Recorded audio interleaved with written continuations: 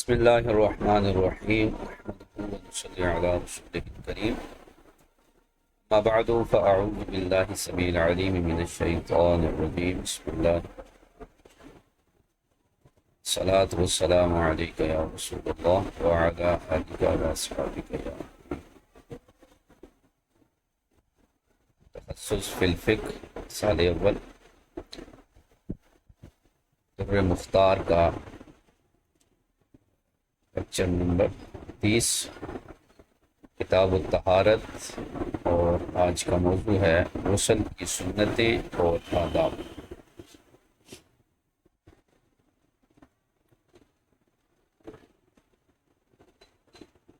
یہاں پر بیان کیا کہ غسل کی سنتیں وہی ہیں جو وضو کی سنتیں ہیں سوائے ترتیب کے۔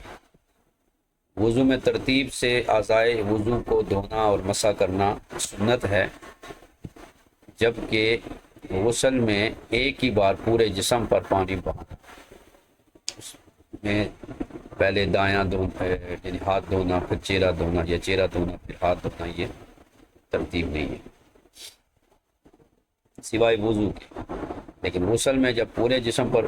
پانی بہایا جائے گا تو اس میں یہ ترتیب نہیں ہوگی جو وضو والی ہے۔ پھر وضو کے آداب وہی ہیں جو وضو کے آداب ہیں سوائے استقبال قبلہ کے۔ وضو میں استقبال قبلہ یعنی قبلے کو رخ کر کے وضو کرنا مستحب ہے، جبکہ غسل میں ایسا نہیں ہے، اس لیے کہ غسل میں اکثر سطر کھلا ہوتا ہے اور قبلہ رو ہونا سے ممنوع قرار دیا گیا۔ تو یہ دو مستحب اور سنت نہیں ہیں، باقی غسل کے سنتیں وضو کی طرح، آداب وضو کی طرح۔ ترتیب اور استقبال قبلہ کے استثناء۔ وضو میں اعضاء کو ایک خاص ترتیب سے دھونا سنت ہے، جبکہ غسل میں پورے جسم کی طہارت مقصود ہے، لہذا ترتیب پہلے ہاتھ چہرہ وغیرہ لازم نہیں ہے، اگرچہ ایک مسنون طریقہ موجود ہے، یعنی پہلے وضو کریں پھر غسل کریں، وہ ایک الگ چیز ہے۔ وضو کے آداب میں قبلہ رخ ہونا مستحب ہے، لیکن غسل چونکہ برہنہ ہونے کی حالت میں ہوتا ہے، لہذا یہاں قبلے کی طرف رخ کرنا یا پیٹھ کرنا دونوں خلاف ادب ہیں۔ اس کے بعد آگے آئے گا بہتے پانی میں غسل کرنا۔ فقہائے کرام فرماتے ہیں کہ اگر کوئی شخص بہتے پانی نہر یا دریا میں یا بارش میں اتنی دیر تک کھڑا رہے کہ وضو اور غسل کی مقدار پوری ہو جائے تو اس کی تمام سنتیں ادا ہو جائیں گی، اور یہی حکم حوض کبیر اور بارش میں بھی یہی حکم تھا۔ نہر میں دریا میں اتنی دیر ٹھہرا رہے کہ جتنی دیر میں اعضائے وضو کو دھویا جاتا ہے، وضو وغیرہ کیا جاتا ہے، تو اتنی دیر ٹھہرے رہنے سے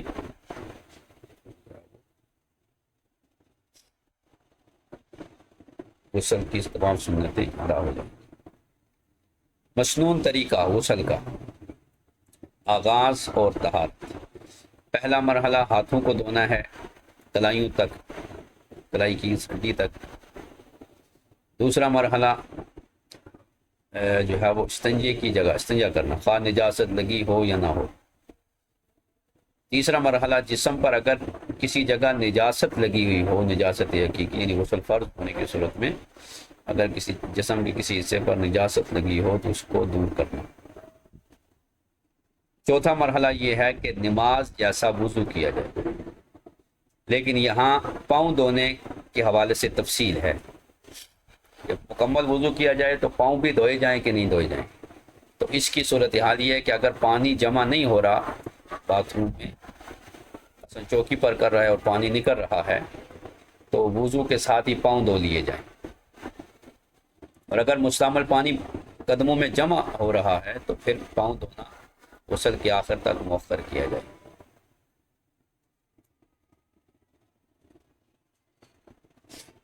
یہاں پر کہتے ہیں راجح قول یہ ہے کہ پاؤں دھو لیے جائیں، کیونکہ مستعمل پانی جب تک جسم سے جدا نہ ہو طاہر رہتا ہے، لیکن یہ اس کی تفصیل جو ہے وہ آگے آئے گی۔ پانی بہانے کی ترتیب۔ پانی کو کیسے بہایا جائے؟ تو سب سے پہلے سر پر 3 مرتبہ پانی بہانا، پھر دائیں کندھے پر 3 مرتبہ دائیں طرف، پھر بائیں کندھے پر یعنی بائیں طرف 3 بار پانی بہانا۔ تو 3 بار پانی بہانا یہ سنت ہے، اور 1 بار پورے جسم کو تر کر لینا یہ فرض ہے۔ پھر پورے جسم پر ہاتھ پھیرنا ملنا یعنی دلک جو ہے یہ بھی سنت ہے، تاکہ پانی کھال تک پہنچ جائے۔ جسم بطور عضو واحد، لأن بدن المغتسل فی الحکم کعضو واحد، وضو میں ایک عضو کی تری دوسرے پر منتقل کرنا کافی نہیں ہوتی، چونکہ وضو میں 4 اعضاء ہیں، لیکن غسل میں چونکہ پورا جسم مثلا سر کی تری ٹپک کر دوسرے پر گری تو وہ دھلنے کے قائم مقام ہو سکتی ہے، کیونکہ غسل میں پورا جسم ایک ہی عضو کے قائم مقام، یعنی اوپر سے پانی گرایا اور اوپر سے پانی گر رہا ہے اور نیچے وہ دیگر اعضاء دھلتے جا رہے ہیں، تو وہ کے لیے کافی ہوگا طہارت کے لیے، کیونکہ جسم غسل میں عضو واحد کی طرح ہے۔ اس سے اگلا مسئلہ یہ ہے کہ غسل کے بعد وضو کرنے کا کیا حکم ہے۔ بعض لوگ جو ہے وہ کرتے ہیں، غسل کر لیتے ہیں اور نماز کے ٹائم جو ہے وہ پھر وضو کر رہے ہوتے ہیں، تو وہ سمجھتے ہیں کہ اگر وضو نہیں کیا تو پھر وضو کرنا چاہیے، غسل سے وضو نہیں ہوتا، حالانکہ ایسا نہیں ہے۔ اگر کسی نے غسل سے پہلے بھی وضو نہیں کیا پھر بھی غسل کے ساتھ اس کا وضو ہو جائے۔ کیا غسل کے بعد دوبارہ وضو کی ضرورت ہے؟ نہیں، غسل کے دوران کیا گیا وضو یا غسل کے نتیجے میں ہونے والی طہارت نماز کے لیے کافی ہے۔ اگر غسل سے پہلے وضو کر لیا تو بھی ٹھیک ہے، اگر غسل سے پہلے وضو نہیں کیا ڈائریکٹ جا کے غسل کیا تو وہ طہارت بھی نماز کے لیے کافی ہے۔ جب تک وضو توڑنے والا کوئی سبب پیدا نہ ہو دوبارہ وضو کرنا سنت نہیں ہوگا۔ الوضوء فی الغسل یجزئ عن وضوء الصلاۃ، کہ وضو غسل جو ہے وہ وضو نماز کے لیے کافی ہوگا، جائز ہوگا۔ غسل کے آداب اور احتیاطیں، پسندیدہ امور: تنہائی میں غسل کرنا جہاں کوئی دیکھ نہ رہا ہو، اور ضرورت سے زائد پانی نہ بہانا یعنی اسراف سے بچنا، غسل کے دوران باتیں نہ کرنا، اور غسل کے بعد بدن پوجنا یعنی ٹاول وغیرہ کا استعمال کرنا، تولیے کا استعمال کرنا۔ ناپسندیدہ امور مکروہات کہتے ہیں: پانی کا بے جا ضیاع کرنا، برہنہ حالت میں دعا یا کوئی ذکر کرنا، قبلے کی طرف منہ یا پیٹھ کرنا، شور مچانا یا آواز بلند کرنا، باتیں کرنا، یہ چیزیں مکروہات ہیں۔ خلاصہ یہ ہوا کہ نیت غسل میں سنت ہے، تسمیہ یہ سطر کھولنے سے پہلے، استنجا یہ بھی سنت ہے، وضو مکمل مسنون جو وضو ہے، اور پھر پورے جسم پر 3 بار پانی بہانا کہ بال برابر جگہ خشک نہ رہے، یہ جو ہے وہ وضو کی سنتوں کا آج مکمل خلاصہ۔ آتے ہیں سبق کی طرف۔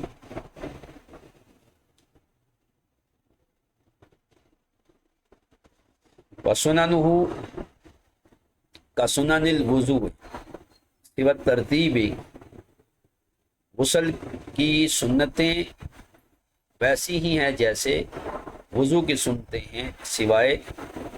ترتیب کے، کہ ترتیب جو ہے وہ وضو میں سنت ہے اعضائے وضو کو ترتیب سے دھونا، لیکن جو ہے وہ غسل میں یہ سنت نہیں ہے۔ سنت کا کہنے کا فائدہ یہ ہوا کہ غسل کے جس طرح وضو کے واجب نہیں ہیں غسل کے بھی واجب نہیں ہیں۔ بہرحال مضمضہ اور استنشاق جو ہے یہ فرض ہیں، کیونکہ یہ فَتَطَہَّرُوا سے اس کا استدلال ہوا ہے، لہذا اگر یہ جو ہے وہ نہیں کیے تو غسل نہیں ہوگا۔ تو یہاں واجب سے مراد وہ جو فرض سے ادنا ہو، ادنا نوعیت کا ہو مراد ہے، کہ جس طرح وضو میں نہیں ہے وہ اس طرح یہاں پر۔ تو جس طرح وضو کے سنتے ہیں کہ دائیں طرف سے شروع کرنا، نیت کے ساتھ شروع کرنا، تسمیہ کے ساتھ، مسواک اور خلال کرنا، ملنا، تلک اور لگاتار دھونا، یہ جو ہے یہی سنتیں غسل میں بھی۔ ثم یتوضا، پھر جو ہے وہ وضو بھی کرنا باہر میں، یہ سوائے ترتیب کے۔ ترتیب غسل میں نہیں ہے، فالغسل له ترتیب اخری، اس کی ایک اور ترتیب ہے جس کو مصنف جو ہے وہ اپنے قول بادین سے بیان کریں گے۔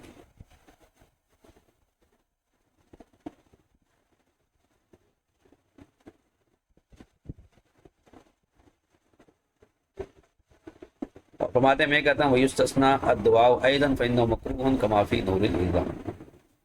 اور میں کہتا ہوں کہ دعا وغیرہ کو کی بھی جو ہے وہ استثناء اس کا کیا گیا ہے کہ وہ بھی مکروہ ہے، جیسا کہ نور الالزام۔ آداب غسل کا آداب ہی نص علیہ فی البدائع، تو بدائع ثنائی نے اس پر نص قائم کی ہے، اور قال الشرف العالی صاحب نور الالزام فرماتے ہیں وَيُسْتَحَبُّ اللہ يتکلم بکلام مطلقا، مطلقاً کلام نہ کرے، اس کے لیے مستحب ہے غسل کرنے والے کے لیے۔ اما کراہت الناس، کلام الناس فلکراہتی ہی حال الکشف، بہرحال لوگوں سے کلام کرنا یہ تو جو ہے وہ کشف کی، یعنی سطر کے کھولنے کے وقت سطر کھلا ہوا تو اس حالت میں مکروہ ہے۔ وہ اما دعا فلینہ فی مصب المستعمل و محل الاقدار والاوحال، اور دعا تو یہ اس لیے مکروہ ہے کہ وہ مستعمل پانی کی جگہ ہے، اور محل قذر ہے، گندگی کی جگہ ہے، اور ناپسندیدہ حالت ہے یہ، لہذا اس حالت میں دعاؤں وغیرہ کبھی نہیں کر سکتی۔ تو کہتے ہیں عد تسمیہ من سنن الغسل، کہ وہ جو بسم اللہ کو غسل کی سنتوں میں شمار کیا گیا، تو یہ جو ذکر کیا ہے تو اس پر یہ اعتراض وارد ہوگا۔ تو اس کا جواب یہی ہوگا کہ تسمیہ جو ہے یہ غسل کو شروع کرنے سے پہلے ہے، یعنی واش روم وغیرہ میں جانے سے پہلے بسم اللہ وغیرہ پڑھے گا۔ وآدابہ کا آداب ہی سوى القبلہ، سوائے قبلے کے باقی وہی آداب ہیں جو وضو کے، لأنہ یکون غالباً مع کشف العورت، اس لیے کہ اگر قبلے کو منہ کرے گا تو اس وقت عموماً جو ہے وہ کشف عورت ہوتا ہے، لہذا اس وقت قبلے کو رخ کرنا یہ مکروہ ہے، یہ جائز نہیں۔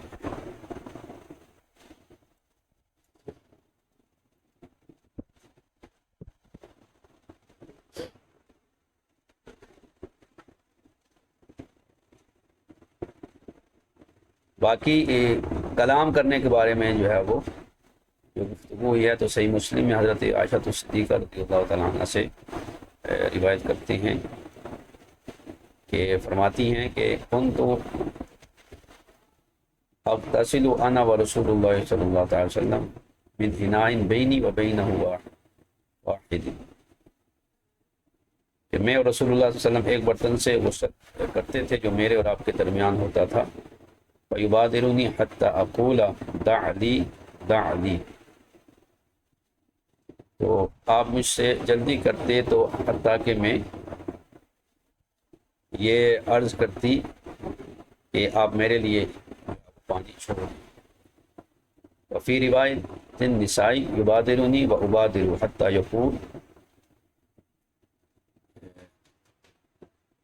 دعی لی و انا اقول دع لی، کہ کبھی میں جلدی کرتی اور کبھی نبی پاک صلی اللہ علیہ وسلم کرتے، اگر میں کرتی تو وہ کہتے کہ میرے لیے پانی چھوڑو، اور وہ کرتے تو میں عرض کرتی دع لی، کہ میرے لیے پانی چھوڑو۔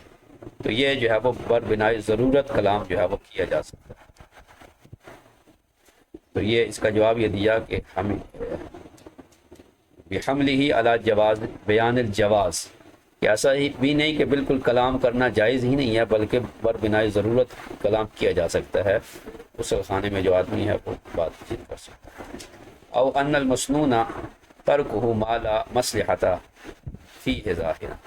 یا مسنون یہ ہے کہ اس بات کو چھوڑ دیا جائے جس میں کوئی مصلحت نہ ہو، یعنی فضول کلام نہ کیا جائے، یعنی سنت اس کلام کا ترک کرنا ہے جس میں ظاہراً کوئی مصلحت نہ ہو۔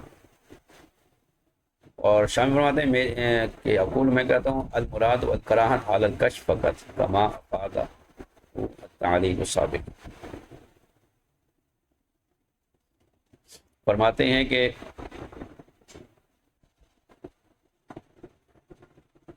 میں کہتا ہوں کہ یا مراد یہاں جو ہے وہ حال کشف میں جو ہے وہ فقط کراہیت مراد ہے، جیسا کہ تعلیل سابق سے ظاہر۔ وظاہر من حالہ علیہ الصلوۃ والسلام انہ لا یغتسل بلا ساتر، اور ظاہر حال نبی پاک صلی اللہ علیہ وسلم کا یہ ہے کہ آپ بغیر سطر کے غسل نہیں کرتے تھے، یعنی ساتر جو ہے وہ آپ رکھتے تھے، ساتر کے ساتھ یعنی سطر عورت کو ڈھانپ کر نبی پاک صلی اللہ تعالی وسلم غسل کرتے تھے۔ یہ نیچے حاشیے میں اس کو بیان کیا ہے۔ قال السندی فی البخاری من حدیث ام ہانی رضی اللہ تعالیٰ عنہ انہ صلی اللہ تعالی وسلم قال لها فی حال اغتسالہ مرحبا بام ہانی یوم فتح مکہ وکان کاشفا لعورته بدلیل انہ وجدت فاطمہ تسترہ فتح۔ یہاں پر نبی پاک صلی اللہ تعالی وسلم غسل فرما رہے تھے تو ام ہانی جو ہے تشریف لائیں، تو حضرت فاطمہ الزہرا رضی اللہ تعالیٰ عنہ چادر کے ساتھ پردہ کی ہوئی تھی نبی پاک صلی اللہ علیہ وسلم کی طرف، کیا غسل فرما رہے۔ تو اس میں کہہ رہے ہیں کہ حضرت سیدہ پاک کا آپ کے سامنے سطر رکھنا یعنی کہ پردہ کرنا، یہ اس بات پر دلالت نہیں کرتی تھی کہ نبی پاک صلی اللہ علیہ وسلم کا جو سطر عورت تھا وہ کھلا ہوا تھا، بلکہ یہ احتمال ہے کہ حالت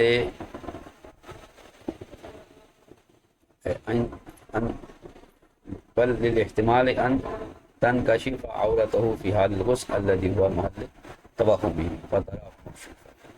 تو یہ جو ہے وہ اس احتمال کی بنیاد پر تھا کہ حالت غسل میں جو محل وہم ہے وہ نہ کھل جائے، اس لیے وہ اس طرف آ نہ جائے، اس لیے وہ چادر لے کے کھڑی تھی تاکہ نبی پاک صلی اللہ علیہ وسلم اس کے پیچھے بیک پہ جو ہے وہ غسل فرما رہے تھے۔ تو نبی پاک صلی اللہ علیہ وسلم جو ہے وہ ساتر کے ساتھ بغیر ساتر کے غسل نہیں فرماتے تھے۔ مع کشف عورت یعنی قبلے کو منہ کرنا یہ منع ہے، فلو کان متعذرا فلا باس بہ، متعذرا فلا باس بہ، اور اگر اس نے کوئی کپڑا وغیرہ باندھا ہوا ہو تو پھر کوئی حرج نہیں ہے، جیسا کہ شرمنیہ وغیرہ، یعنی برہنہ ہو کے قبلے کو منہ کرنا یا پیٹ کرنا یہ منع ہے، اور اگر نیچے کوئی کپڑا وغیرہ باندھا ہوا ہے اس طرح دھوتی وغیرہ ہوتی ہے اس طرح، تو اب جو ہے وہ قبلے کو رخ کرنا نہیں ہے۔ قالو فقہا نے فرمایا لو مکثا فی ماء جار او حوض کبیر او مطر، کہ اگر کوئی شخص جاری پانی میں ٹھہرا رہا یا بڑے حوض میں یا بارش میں،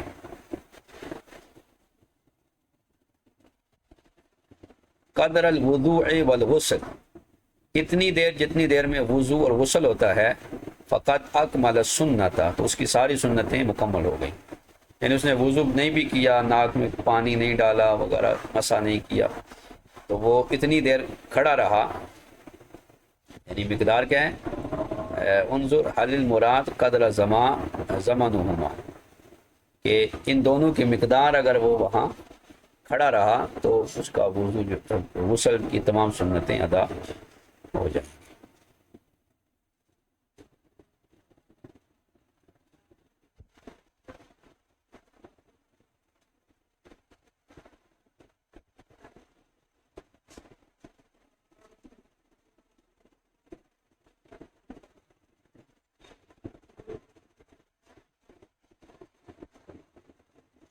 تو یہاں پر جو ہے وہ حوض کبیر. اب یہاں پر یہ جو جاری کی قید لگائی ہے تو کہہ رہے ہیں کہ اس سے فائدہ یہ ہوا کہ ان راکد ولو کثیرا لیس کذالک، اگر پانی رکا ہوا ہے جاری نہیں ہے تو اس سے غسل کی سنتیں ادا نہیں ہیں، بے اعتبار ان جریان الماء علی بدنہ قائم مقام التسلیس فی الصب، اس لیے کہ جو جاری پانی ہے وہ اس کے بدن پر 3 دفعہ بہانے کی طرح ہے. ولا کذالک الراکد، لیکن جو ٹھہرا ہوا پانی ہے وہ 3 دفعہ بہنے والا نہیں ہے اس پر. وربما یقال ان انتقل فیہ من موضع آخر مقدار الوضوء والغسل فقط اکمل السنہ. ہاں یہ کہا گیا ہے کہ اگر وہ کثیر پانی ہے ٹھہرا ہوا ہے تو اس میں ایک جگہ غوطہ لگائے اور دوسری جگہ سے جا کے نکلے تو اس صورت میں سنتیں ادا ہو جائیں گی. اور ظاہر یہ ہے کہ منتقل ہونا جو ہے وہ ان الانتقال غیر مقید، انتقال قید نہیں ہے بلکہ حرکت کرنا قید ہے، کافی ہے. یعنی اگر وہ اس پانی میں حرکت کرتا ہے تو یہ کافی ہے، منتقل ہونا ضروری ہے. ولا یقال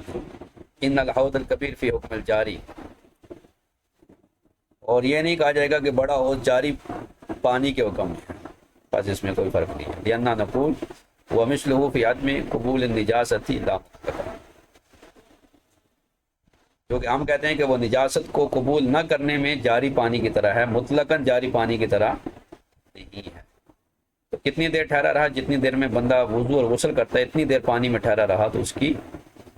سنتیں تمام ادا ہو جائیں گی. یعنی اگر وہ لو کان یصب الماء علیہ بنفسہ او مقدار ما یتحقق فی جریان الماء علی الاعضاء، یعنی کتنی دیر میں جتنی میں اپنے اوپر پانی ڈالتا ہے یا جتنی مقدار میں پانی اس پر جو ہے وہ گزرتا ہے اتنی دیر اگر وہ ٹھہرا رہا تو اس کا وضو کی سنتیں جو ہے وہ ادا ہو جائیں.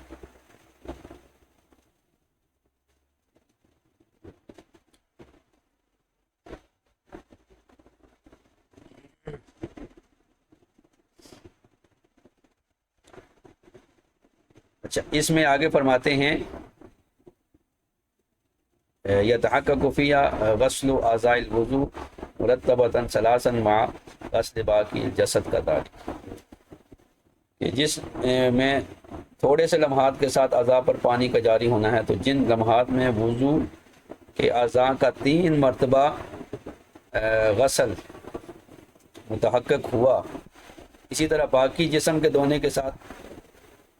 بھی ایسا ہی ہوگا. تو کہنے لم ارا ائمہ دینا، میں نے اپنے ائمہ سے اس بارے میں کچھ نہیں دیکھا.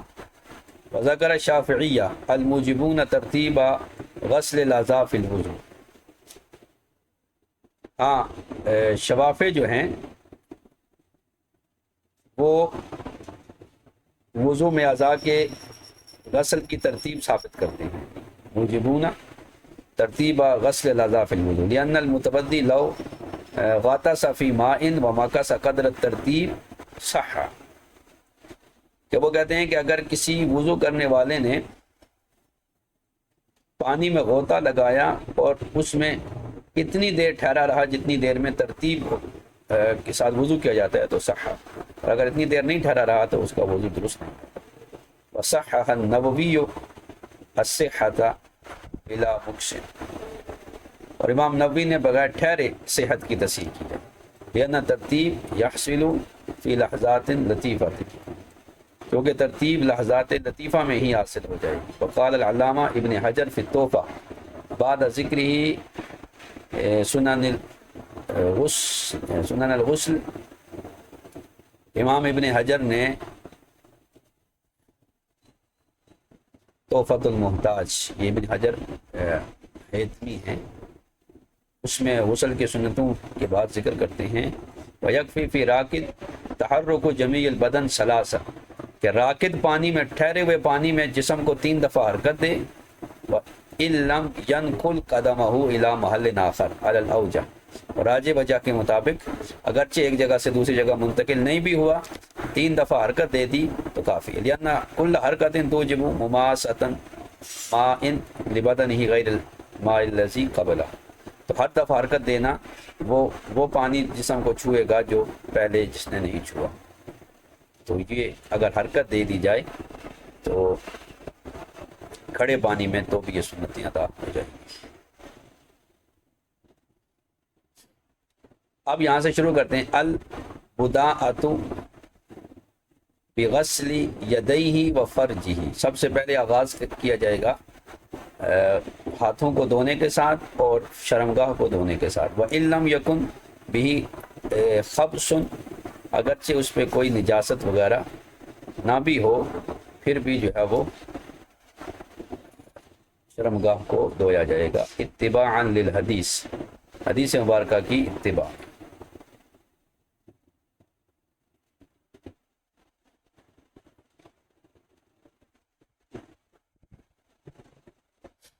فَيَغْسِلُ بِالْيُسْرَىٰ ثُمَّ يُنَقِّي، پھر اس کو صاف کرے گا.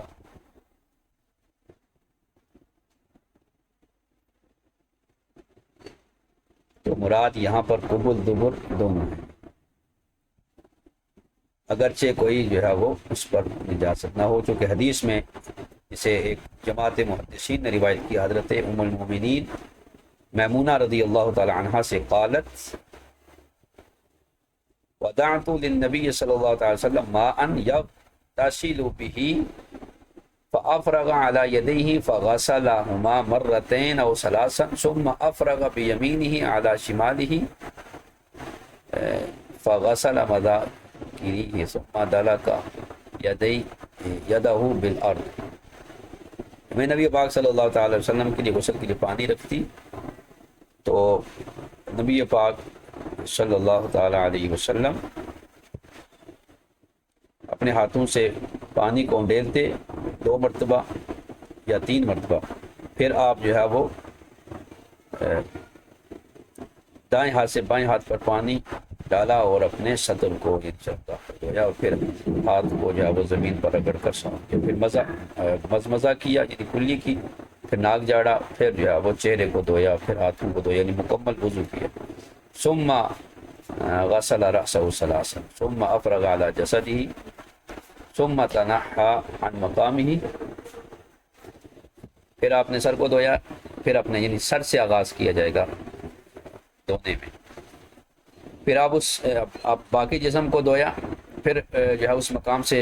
ہٹے دور ہوئے اور پھر آپ نے اپنے قدمین شریفین کو دھویا. تو یہاں پر جو ہے وہ یہ اتباع حدیث ہے کہ استنجا کرنا چاہیے، اتباعا للحدیث.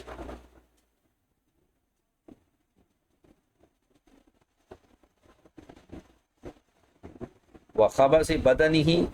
ان کان علیہ خبث لئلا یشیع،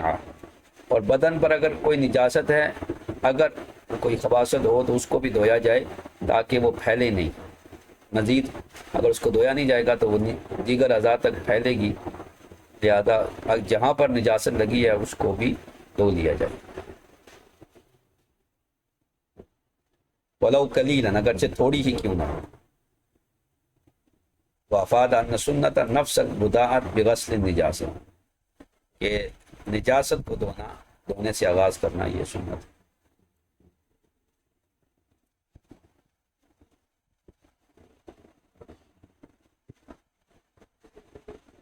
ثم یتوضا، پھر وضو کرے. اطلقہ، اسے مطلق چھوڑا تو فانصرف الی الکامل. اگر یتوضا ہے مطلق ہے تو مطلق کو اس کے فرد کامل کی طرف لوٹاتے ہیں، تو یہاں اس کا فرد کامل مکمل شرعی وضو ہے. ایک وہ ہوتا ہے نا وضو جو کھانے کا وضو ہے، ہاتھوں کو دھونا، یہ نہیں ہے چونکہ مطلق ہے اور المطلق یجری علی اطلاقہ، اور اس کا فرد کامل مراد ہوتا ہے، لہذا مکمل وضو کیا جائے گا. تو جب مکمل وضو ہے تو فلا یؤخر قدمیہ، تو پھر پاؤں کو جو ہے وہ دھونے سے مؤخر نہیں کیا جائے گا. ولو فی مجمع الماء، اگرچہ وہ ایسی جگہ پہ ہو جہاں پانی جمع ہو رہا ہے. ولو کان واقفا فی محل یجتمع فیہ ماء الغسل، اگرچہ ایسی جگہ پر ہے جہاں پر پانی غسل کا پانی جمع ہو رہا ہے. تو یہ وضو سے مراد کامل ہے، اے بجمیع سننہ و منقوبہ. وَيَمْسَحُ فِيهِ رَأْسَهُ وَهُوَ الصحیح، تو غسل میں جو وضو ہوگا اس میں سر کا مسح ہوگا، مسح بھی کرنا ہے. وفی البدائے انہ ظاہر الروایہ، اور بدائے میں ہے کہ سر کا مسح کرنا یہ ظاہر الروایہ میں آیا ہے، یعنی مکمل وضو کیا جائے گا.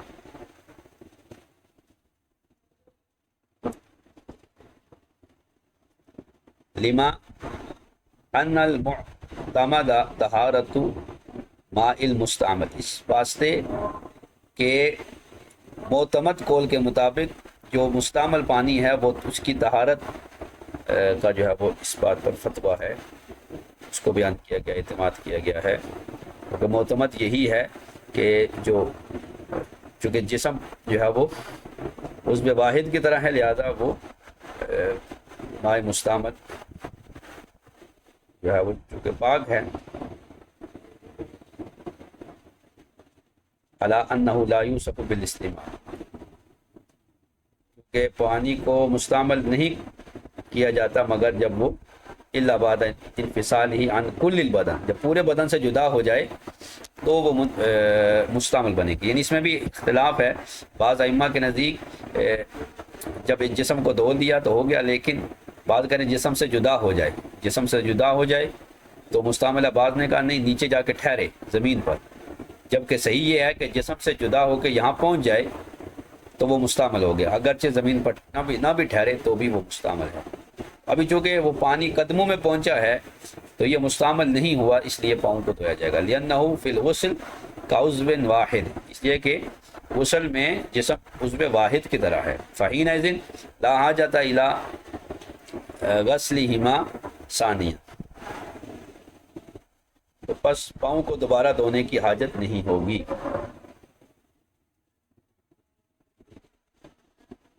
إِلَّا إِذَا كَانَ بِبَدَنِهِ خبث، مگر یہ کہ جب جسم میں کوئی نجاست وغیرہ لگی ہوئی ہو، نجاست، تو پھر اس کی وجہ سے پاؤں کو دھویا جائے گا، ورنہ الگ سے پاؤں کو دھویا نہیں جائے گا.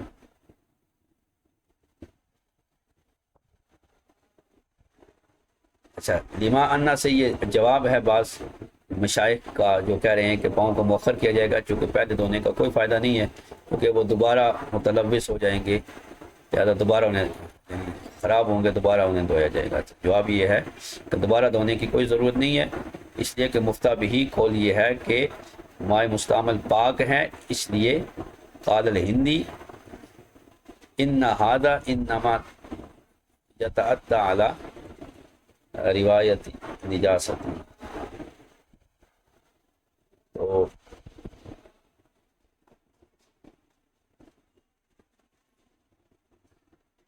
اس کو جو ہے وہ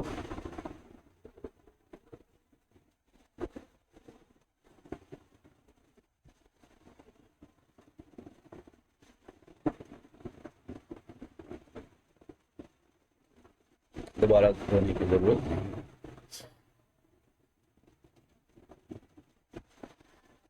اور آگے علی انہ سے یہ جواب کی مزید ترقی ہے کہ حاصل ہو منع کون الماء المستعمل لما ذکرہ الشارع، کہ پانی کا مستعمل ہونا اس وقت تک نہیں ہے جب تک وہ اعضاء سے جدا نہ ہو. اب جب تک وہ پانی قدموں میں ہے تو اس پر مستعمل کا اطلاق نہیں کیا جائے گا، چونکہ اس کا انفصال متحقق نہیں ہوا. فَإِذَا خَرَجَ مِنَ الْمَاءِ حُكِمَ بِالْمَاءِ، جب پاؤں سے پانی نکل جائے گا اب مستعمل کا حکم لگایا جائے. اب وہ پانی وہاں پہنچ کر وہاں سے نکلا نہیں ہے، لہذا دوبارہ پاؤں کو دھونے کی حاجت نہیں. اب فرماتے ہیں کہ جو ہے وہ روایت میں اختلاف ہے کہ کیا یہ طہارت ہو گئی یا نہیں ہوئی. تو اختلاف کا فائدہ یہ ہوگا کہ انہ لو تمزمز جنوب او غسل یدیہ، کہ اگر جنبی نے جو ہے وہ کلی کی یا اپنے ہاتھ دھوئے، حال یکرہ لہ القراءۃ ومس المصحف، تو کیا اس کے لیے قرات کرنا یا قرآن کو چھونا جائز ہے؟ فعلی روایت تجزی نعم، وعلی روایت عدمہ لا.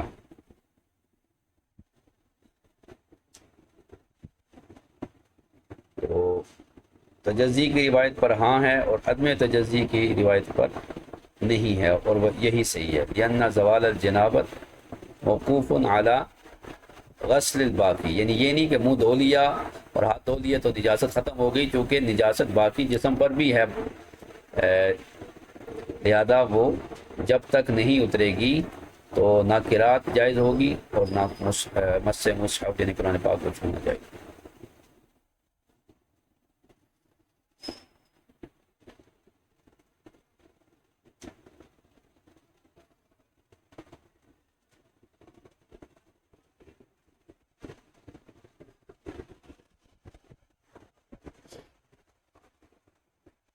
وَلَعَلَّ الْقَائِلِينَ بِتَأْخُرِ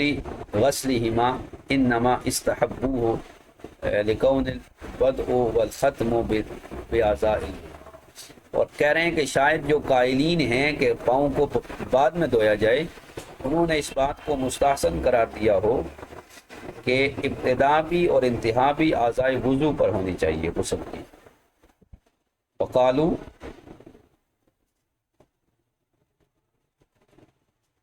اور انہوں نے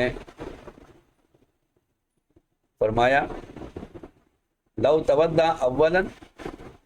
لا یأتی به ثانیہ، کہ اگر ابتدا میں وضو کیا تھا تو اب دوبارہ وضو نہیں کرے گا، لأنہ لا یستحب وضوءان للغسل، ایک غسل کے لیے دو وضو مستحب نہیں ہیں بالاتفاق۔ اما لو تودع بعد الغسل، بہرحال اگر غسل کے بعد وضو کیا تو اس میں جو ہے وہ اختلاف ہے۔ واختلف المجلس علی مذہب، اگر مجلس مختلف ہو گئی ہمارے نزدیک تو پھر وضو کر سکتا ہے۔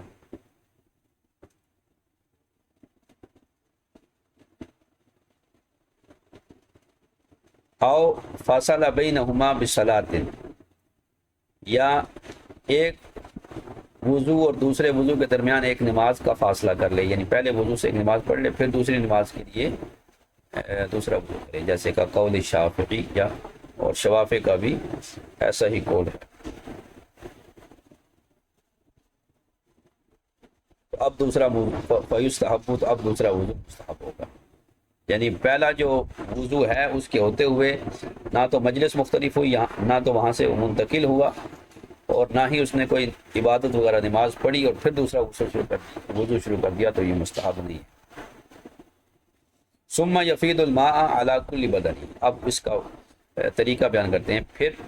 پانی کو پورے بدن پر، پورے جسم پر بہایا جائے،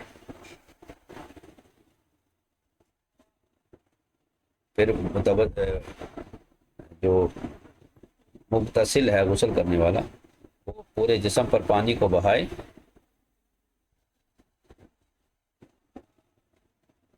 سلاسن، 3 بار، مستوعبا من الماء، یعنی 3 بار پورے جسم کو پانی سے تر کرے، ڈھانپے، مستوعب یعنی کہ 3 دفعہ پانی ڈال دیا تو 3 دفعہ ہو گیا، 3 چلو یا 3 برتن سے پانی ڈالنا 3 وہ سنت نہیں ہے، بلکہ 3 دفعہ، جس طرح اعضائے وضو کو 3 دفعہ دھونا سنت ہے، اسی طرح 3 دفعہ پورے جسم کو پانی سے ڈھانپ لینا یہ جو ہے وہ سنت ہے، جیسے کہ وضو اور غسل میں مشترک۔ وہوا ثمانیۃ ارطال، اس کی جو مقدار ہے وہ 8 رطل ہے، یعنی 8 رطل پانی جو ہے یہ بغدادی رطل ہیں، وہی ساع عراقی، وہو 4 امداد، اور یہ 4 مد ہیں، اور کل مد رطلان، اور ہر مد میں 2 رطل ہیں۔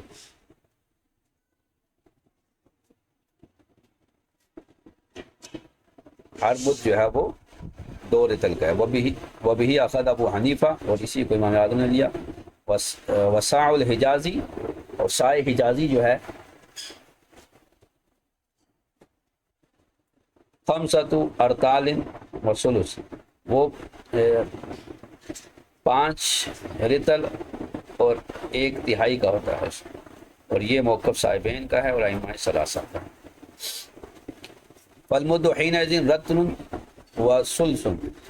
تو اب مد جو ہے وہ اس وقت ایک رتل اور ایک تہائی رتل کا ہوگا، اور رتل جو ہے وہ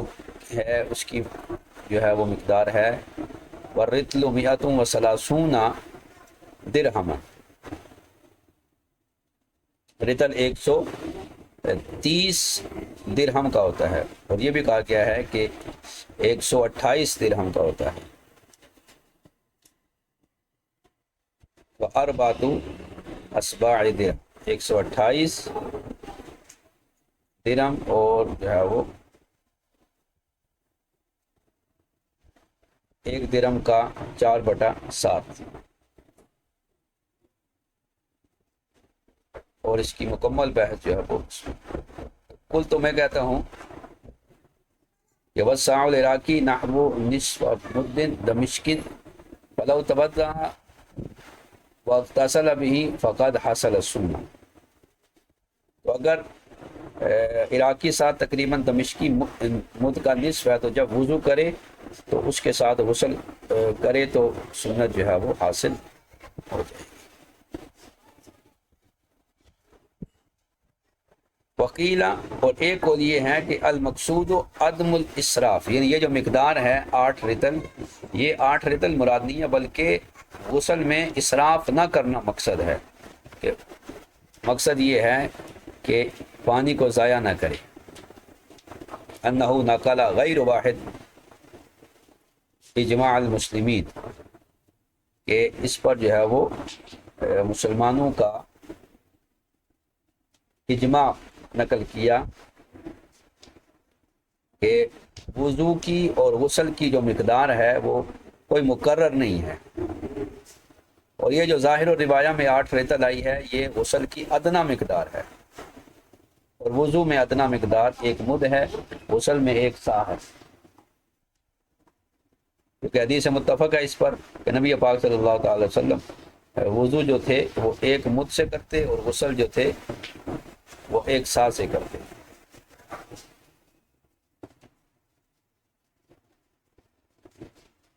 اور وضو میں 1 مد،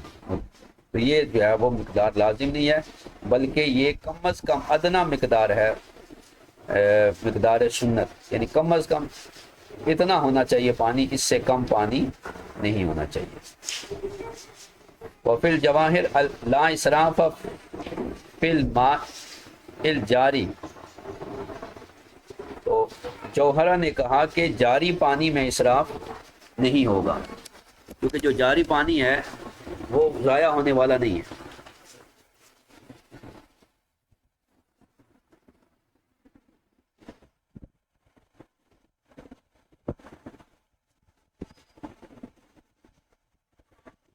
تو جاری پانی جو ہوتا ہے وہ ضائع نہیں ہوتا، لہذا اس میں اسراف نہیں ہوتا۔ وقت قدمنا عن القسطانی وادیا بمن کبھی الایمن ثم الایسر ثم برأسه ثم على بقی بدنه مع دلکی، اور ہم نے ماقبل ذکر کیا کوستانی کے حوالے سے کہ مغتسل جو ہے وہ آغاز کرے گا غسل کا دائیں کندھے سے، پانی بہائے گا، پھر بائیں کندھے پر، اور پھر جو ہے وہ سر پر، اور پھر بقیہ جو بدن ہے اس کو جو ہے وہ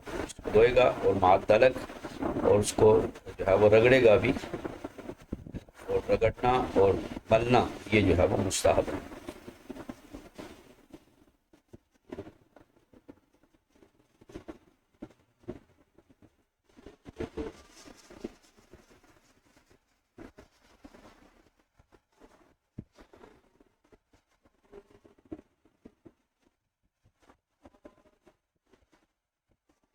دائیں کندھے سے چونکہ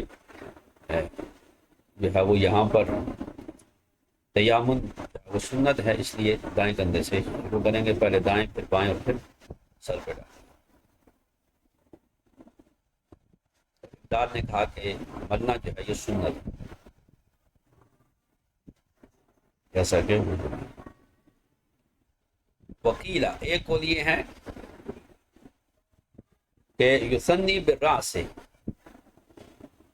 کہ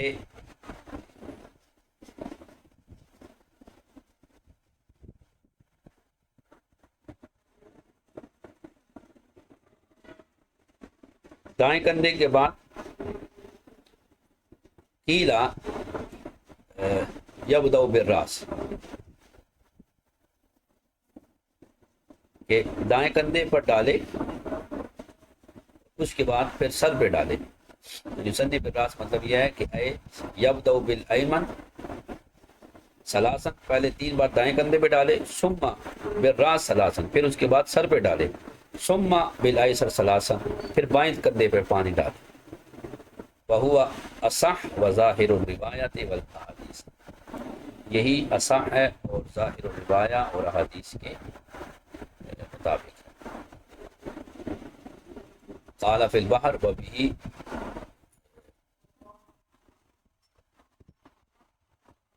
یضعف تصحیح الدرر، بحر میں فرمایا کہ اس سے درر میں تصحیح کی تضعیف ہو جاتی ہے، جو درر میں تصحیح کی گئی ہے اس کی تضعیف ہو جاتی ہے اس روایت کے ساتھ، کہ یہ ظاہر و روایہ ہے اور حدیث کے مطابق.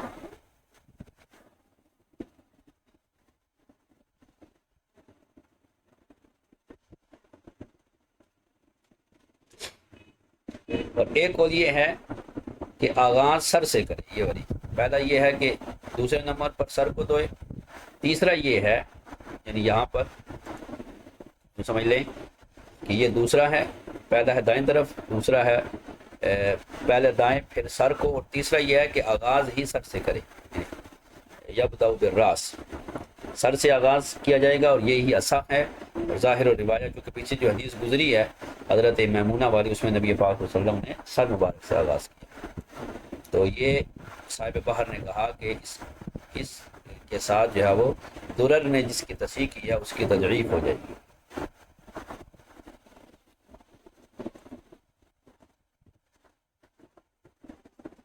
تو پہلے سر سے آغاز کرے، اس کے بعد پھر سارے بدن ہو جائے. ظاہر و روایہ نہر وغیرہ نے اس کو تعبیر کیا. یہاں ظاہر سے مراد ظاہر الہدایہ ہے.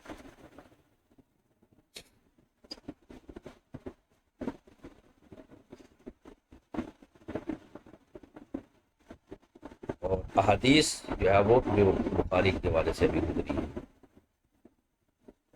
تصحیح درر جو ہے جس پر مصنف بھی چلے ہیں، یہ اس کی جو ہے وہ تضعیف ہو جاتی ہے. وصح نقل بلۃ عضو الی عضو آخر، ایک عضو کی تری دوسرے عضو کی طرف منتقل ہو تو یہ جائز ہے، کیونکہ جسم کو ایک عضو مانا گیا ہے، تو لہذا ایک عضو ہے، عضو واحد ہے، تو عضو واحد کی تری جو ہے وہ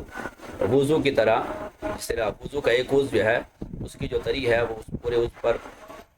چل سکتی ہے، وہ مستعمل نہیں ہوتی، اسی طرح یہاں پر بھی جو ہے وہ ایک عضو کی تری دوسرے عضو پر جائے گی. فی ہے بشرط تقاطع، اس شرط کے ساتھ کہ اس میں قطرے ٹپکیں. لا فی الوضو،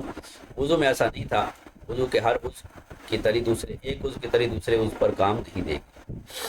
ایک عضو کی تری دوسرے عضو پر جا جائے گی تو وہ مستعمل ہو جائے گی، جبکہ وضو میں غسل میں ایسا نہیں ہے. لما مر ان البدن کلہ کعضو واحد، جیسے کہ پہلے گزر چکا کہ بدن جو ہے غسل میں وہ عضو واحد کی طرح ہے. یہاں تک آج کی کریں گے، اس کے بعد پوری طرح غسل سے آغاز کریں گے. فرضیت غسل یعنی غسل کن کن چیزوں سے فرض ہوتا ہے، اس کو پھر ہم کلاس میں اس کا آغاز کریں گے. اب اگر کسی نے کوئی سوال وغیرہ کرنا تو کر سکتے.